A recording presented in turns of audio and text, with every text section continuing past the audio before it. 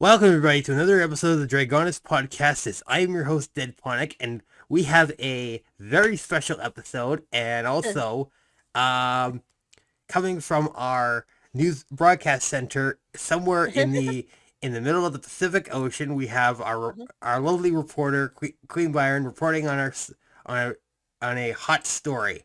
Byron, do you want to take it? Oh wait, sorry. If you guys enjoy our show, you can support us on Patreon and our Fiverr pages.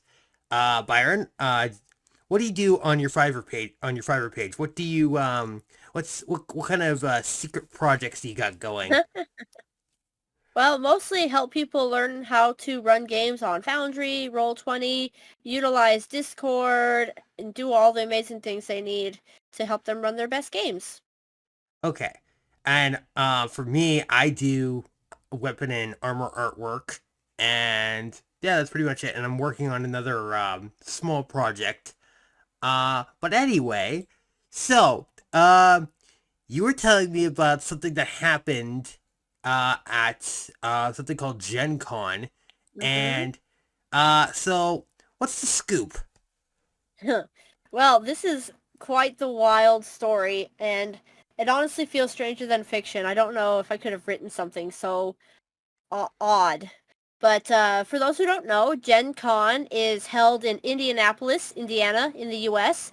every year in a kind of early August, and it's the biggest board game and tabletop game convention in North America.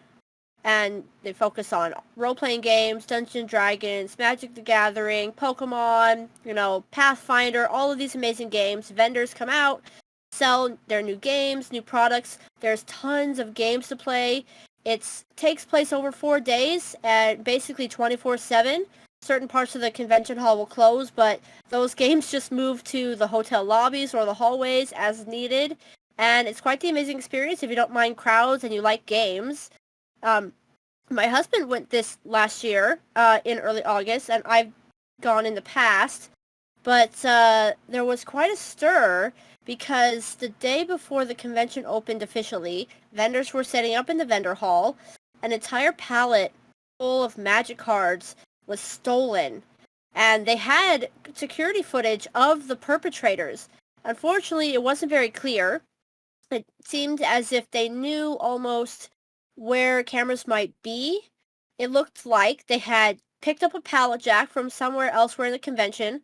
This is not uncommon. Lots of vendors will have their merchandise shipped into Gen Con on pallets where they unload it and then stock their booths and sell all their goodies.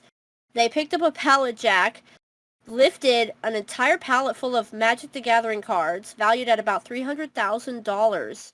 They took it off screen, loaded it onto a handcart, and then it disappears. They released the security footage of the two individuals who both appeared to be men. Then the investigation was ongoing. As the course of the convention went on, not a lot of details were released, but once the convention had finished about August 9th, they released the two names of the individuals that they were looking for questioning, which in, layman's terms, we all know that means that they're connected somehow. The two individuals were Andrew Guame, if I'm pronouncing that right, and Thomas Dunbar, who are known associates of each other. They were being sought after for questioning. They're originally from New York City. That's probably where they were. But what's really funny is that these two gentlemen together have produced a board game called Castle Assault. You can look it up on BoardGameGeek.com. It wasn't very popular. My husband and I own a copy of this game. It's a kind of a 1 versus 1 tower defense kind of a thing almost, where you're kind of sending units against the other person on this board using cards to represent the different aspects of your army. It wasn't great. I personally don't love two-player games a whole lot, but also it just felt really unpolished and just like not a lot of effort went into it. But I digress. So the two individuals were sought for questioning, and that was earlier in August. Upon reviewing the security footage, myself and many others pointed out that one of the individuals was wearing a Castle Assault t-shirt. with their brand and logo on it, which is I find so hilarious because criminals are so dumb, apparently. Basically, they broadcast who they were to the world with their t-shirts. So, more details have now come out since they have actually been arrested. It turns out that they were attending GenCon as visitors, as regular attendees, but right after the heist had taken place, they changed their name in the computer system to basically known aliases of theirs as well. What's really funny is that one of them, Guame, he changed his name to Ashirio Lockhart, which is a character in Castle Assault. I think this may have been a poor attempt to hide their identities after they sold the magic cards. With which, another detail, once they loaded the cards onto the hand cart, they wheeled it into the parking garage, which does also have security cameras. They loaded it up into a rental car and drove away. The security cameras captured the license plate, and the police were able to contact the rental company and confirm that those were the two gentlemen who had rented the car.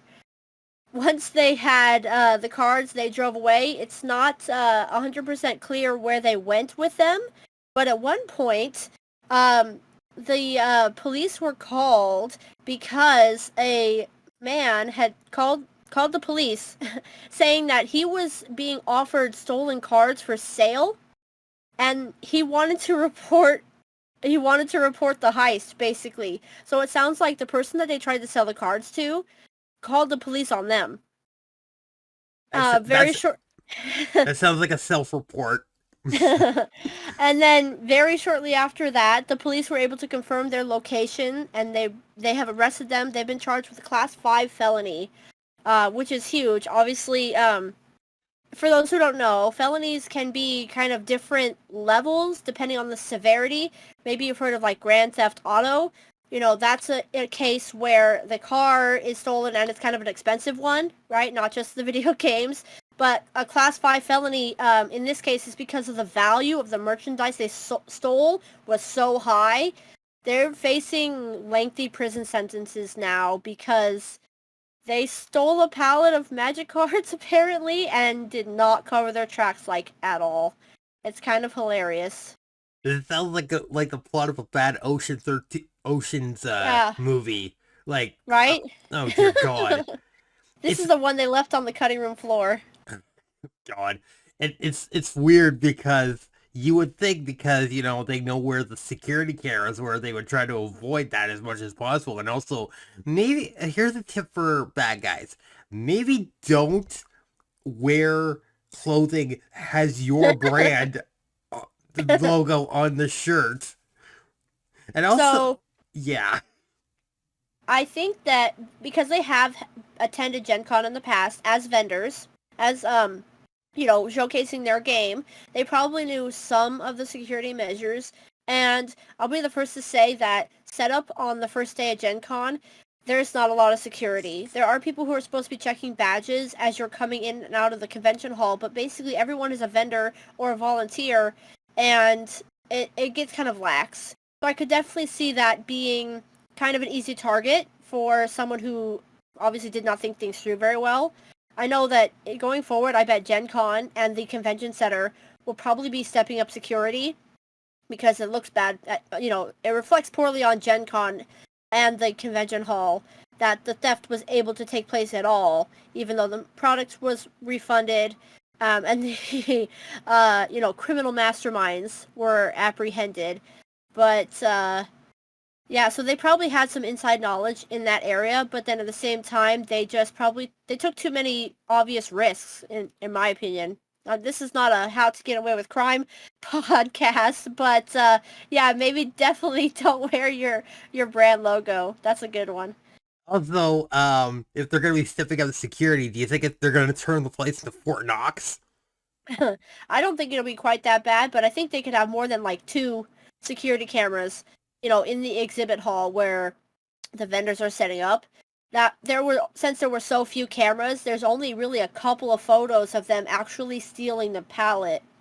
and they're not very high quality. You know, they're very grainy. So at first it was kind of like, well, how is anybody ever going to identify these people, you know, based on this poor quality photo? But then as more details were coming out, people were saying, well, it's probably those two people who created Castle Assault. When you go back and look, it becomes obvious, I think. And then obviously once you know what you're looking for, you can identify the Castle Assault logo on the t-shirt. Yeah, once again, don't broadcast yourself if you're gonna steal stuff. And now, if you go to BoardGameGeek.com and look at Castle Assault, they have a rating system where users can rate the board games based on their experiences. People have been review bombing their game and like just 1 star, 1 star, 1 star, like out of 10. So now it has like last I checked, it was like 3.2, which is very bad. But it's probably lower than that even now because the news of their arrests have come out. I guess I'm not surprised, but that is a story that can only be told in fiction, and I cannot believe that actually happened. You can't. I know. You could make this up if you tried. Right? I love a good heist. This story has been kind of captivating me since the start of August, but you know, I like a good heist, right? Not this amateur garbage.